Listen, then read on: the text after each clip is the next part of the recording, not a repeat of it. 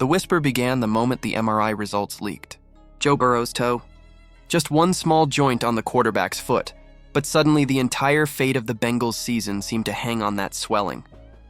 On paper, the early reports looked calm enough, day to day. But inside Paycor Stadium, those words triggered something darker. Anxiety moved faster than a kickoff return. Burrow wasn't just another player on the roster. He was Cincinnati's heartbeat, the cool assassin who dragged the team through January blizzards and playoff gauntlets. Every blueprint for a Super Bowl run started with him under center, and now one injured toe threatened to shatter the whole plan. But here's where the story twists. According to multiple insiders, the drama didn't stay confined to the trainer's room. The NFL itself, yes, the league office, allegedly inserted itself into the Bengals' crisis. Executives, described as corporate storm chasers, reportedly flew into Cincinnati with a mission that stunned everyone who heard it. Their goal wasn't to check in on Burrow, it was to push Shadour Sanders, Deion's swagger-soaked prodigy, onto the field immediately. Forget the depth chart. Forget the playbook. The rumor was simple. The league wanted Sanders under center now. Not in a few weeks. Not in a year. Now picture the scene. Bengals owner Mike Brown, the famously stubborn patriarch, sitting in his wood-paneled office, the faint scent of old playbooks in the air. Then the door swings open.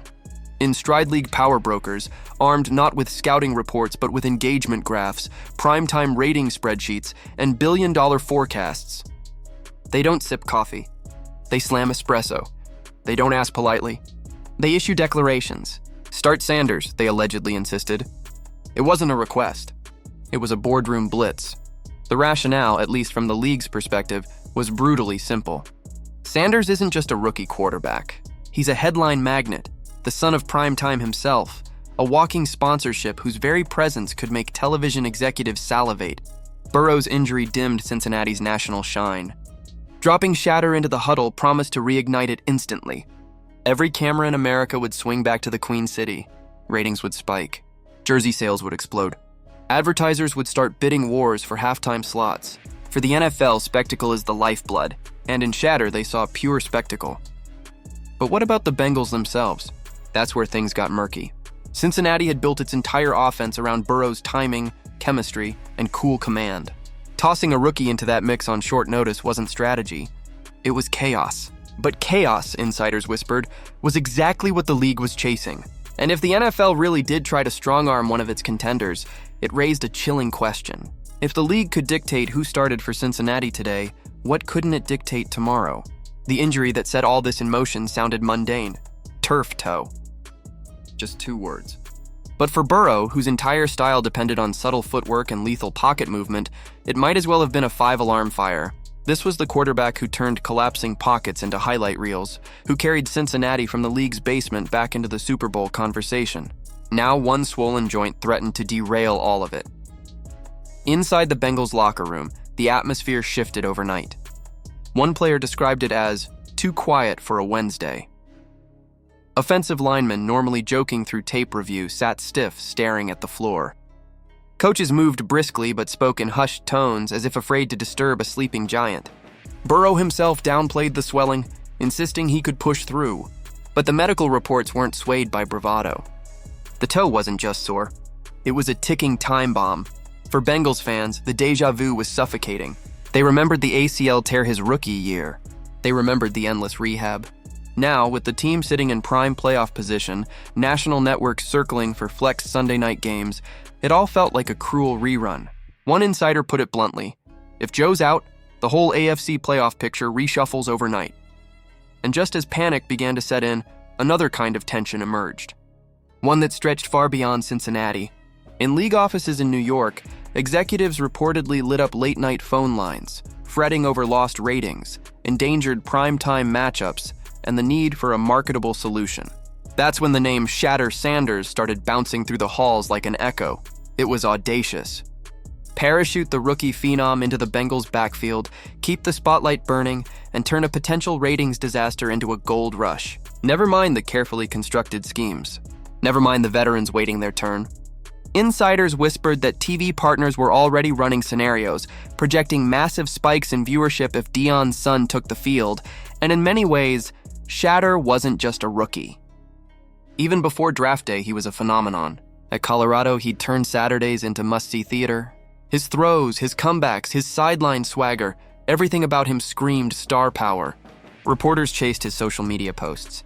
His outfits, designer shades, diamond chains, became storylines in themselves. He was a magnet. The league, insiders said, saw him as the rare rookie who could lift ratings on charisma alone. Yet here was the tension that kept Bengals coaches up at night. Hype doesn't translate to blitz reads. You can't swap engines mid-race and expect the car to keep pace. The Bengals' offense was built around Burrow's rhythm, his command of timing routes, his deep connection with Jamar Chase. Dropping Shatter into that system on short notice wasn't just a gamble. It was a complete rewrite. Still, the whispers didn't fade. They grew louder. Some reports claimed a private jet carrying NFL brass touched down in Cincinnati one Thursday evening. Inside a high-rise boardroom overlooking the skyline, they met with Mike Brown and the team's decision-makers. The pitch was direct. Burrow's sidelined, primetime ratings are at risk, and Sanders is the solution. Charts flashed across screens, projecting jersey sales doubling, impressions tripling, audiences swelling by millions. It was less a conversation and more a pressure campaign dressed as a presentation. Mike Brown listened, arms folded. Known for his dry wit and iron resolve, he reportedly offered no commitment. But the tension in the room was unmistakable. Head coach Zach Taylor, according to one staffer, looked like someone had just asked him to rip up his entire playbook overnight. The message from Cincinnati's brass, though unspoken, was clear. This is our team. Still, as the executives filed out, one muttered remark, ratings don't wait for toes to heal, was overheard and leaked within hours. By dawn, the headlines screamed it nationwide, NFL pressuring Bengals to start Sanders. That morning, Paycor Stadium felt like a reality show set. Players arrived for workouts, eyes glued to their buzzing phones. Veteran linemen exchanged silent stares across the weight room. Backup quarterbacks tossed warm-up passes in uneasy silence. One staffer described it as the quiet before a storm, but the storm was already inside the building. Burrow, competitive to his core, stuck to his routine. Film study, light rehab. But teammates noticed the tightness in his jaw. One defensive starter put it simply, it's like someone tried to take the keys to his house. Jake Browning, the presumed next man up, reportedly paced hallways, earbuds in, scrolling through the headlines. Imagine grinding all camp for your shot, one teammate muttered, then losing it to a rookie because the league wants a show. Coaches tried pep talks, but the words fell flat. Outside, media trucks lined the streets. ESPN debated whether the NFL had crossed a line. Talk radio callers speculated about conspiracies and fixes. Inside practice, mistakes piled up. Drops, miscues, false starts. The tension bled into the drills, and through it all, Shadour Sanders kept his head down.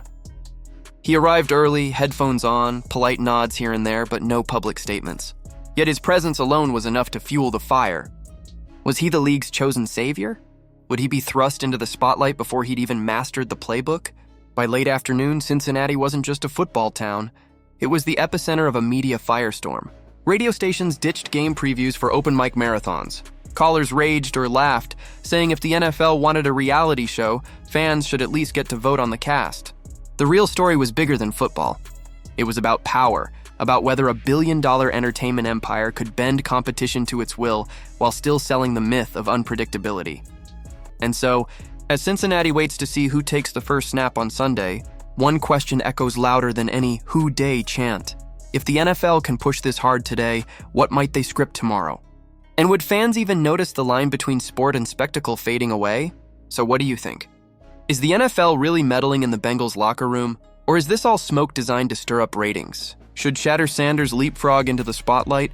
Or does Joe Burrow's toe mean Cincinnati's season lives and dies with his recovery? Drop your thoughts in the comments below. And if you want more stories that peel back the curtain on the chaos between sport and spectacle, make sure to hit that like button, subscribe, and ring the bell so you never miss the drama.